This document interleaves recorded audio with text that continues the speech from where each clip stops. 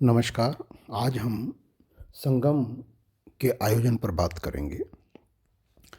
अगर हम संगम काल के अंदर जो संगमों का आयोजन हुआ,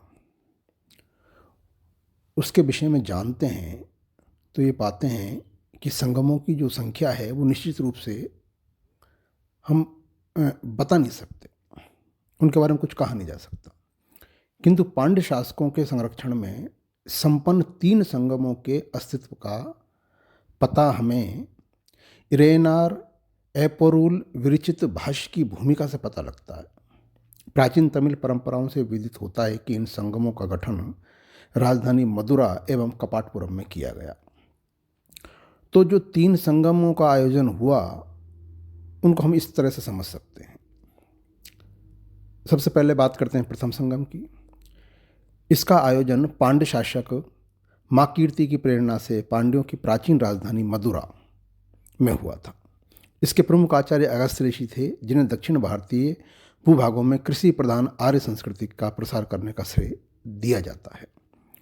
अन्य आचार्यों में कुन्नमेरिंद, मुरुगवल, तिरिपुरमेथी, मुरिंजीवर, बुद्धिनागर रायर ये थे। इस संगम में 549 सदस्यों ने भाग लिया था तथा लगभग 4499 लेखों की रचनाओं का प्रकाशन की अनुमति इस संगम में प्राप्त हुई थी और प्राय ये संगम 4400 वर्षों तक चलता रहा। अगर द्वितीय संगम की बात करें तो इसका आयोजन पांड्य शासकों के संरक्षण में किया गया था। यह आयोजन कोरके के निकट कपाटपुरम अल्वे नगर में किया गया, जिसकी अध्यक्षता क्रमशः अगस्त्य एवं तोलकाप्पियार ने की थी। 49 सदस्यों से इस संगम की शोभा वृद्धि की गई और लगभग 59 पांड्य शासकों द्वारा संरक्षण प्रदान किया गया।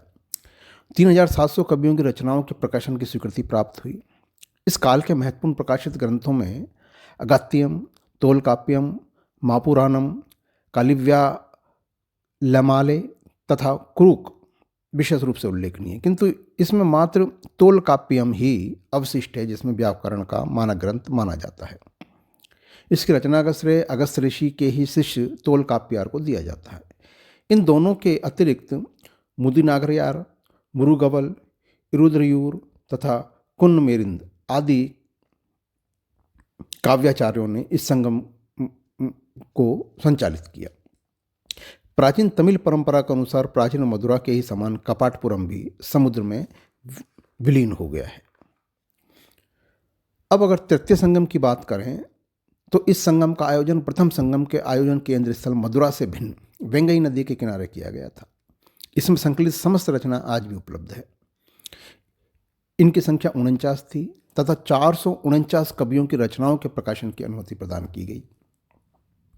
49 पांड्य शासकों द्वारा संरक्षण प्राप्त ये संगम 1850 वर्षों तक चलता रहा। इसकी अध्यक्षता नक्कीरर ने की थी। इस संगम की प्रमुख रचनाएं नेदुंथोके, कुरुंथोके, नत्रिनेई, अन्नकुरुन्नूर, पदित्रपट, नुत्रयम्बधु, वरी, पेरिशे तथा सित्रिशे है। तीनों संगमों में लंबे अंतराल भी बताए गए हैं। कुल मिला के ये संगम लगभग 9990 वर्ष तक चले। ये संख्या विशेष विश्वास अथवा धारणा से संबंधित हो सकती है।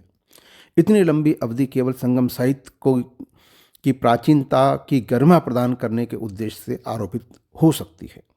इरेनयार एपोरुल के अनुसार इन संगमों में 8598 कवियों ने अपनी रचना से संगम साहित्य में अभिवृद्धि की तथा इनके अनुसार 197 पांड्य शासकों ने इन संगमों को संरक्षण प्रदान किया।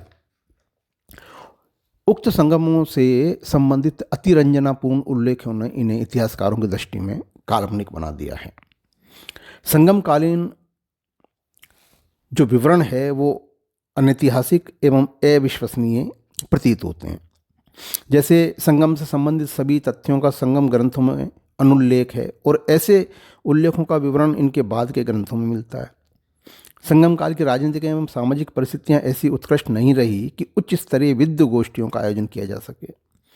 इन रचनाओं का उद्देश्य संरक्षक कबीलाई सरदारों को तुष्ट करना एवं उनसे धन प्राप्त करना था। संगमों की संख्या, सदस्यों की संख्या और संघ के शासकों की संख्या, आयोजन स्थल एवं अवधि रचनाओं की संख्या आदि काल्पनिक प्रतीत होते हैं। प्रथम दो संगमों के सभी ग्रंथों का लुप्त हो जाना गले नहीं उतरता। संगम युगीन सभी काव्याचारों को समकालीन नहीं माना जा सकता। संगमों की परिकल्पना के आधार संभवतः आर्य द्रविड़ संस्कृति समन्वय था, जो बाद के समय में हुआ होगा। इस प्रकार संगमों की अवधारणा को 7वीं-8वीं शताब्दी ईस्वी के पूर्ववर्ती माना जा सकता है और न ही संगम साहित्य संकलन ईस्वी सन की प्रथम 3-4 सदी माना जा सकता है। तो इस तरीके से ये जो 3 संगम हुए पांड्य संस्कृत संरक्षण में, इनका उल्लेख हमको मिलता है और इनके बारे में जो जानकारी मिलती है उससे ये जरूर कह सकते हैं कि पूरी तरह से हम ये नहीं कह सकते कि इन संगमों का आयोजन हुआ, किंतु पांड्य सांस्कृतिक संरक्षण के कारण ये जो 3 संगमों का भिन्न भिन्न शहरों में जो आयोजन हुआ, वो आयोजन कुछ कल्पित कुछ ठीक माना जा सकता है।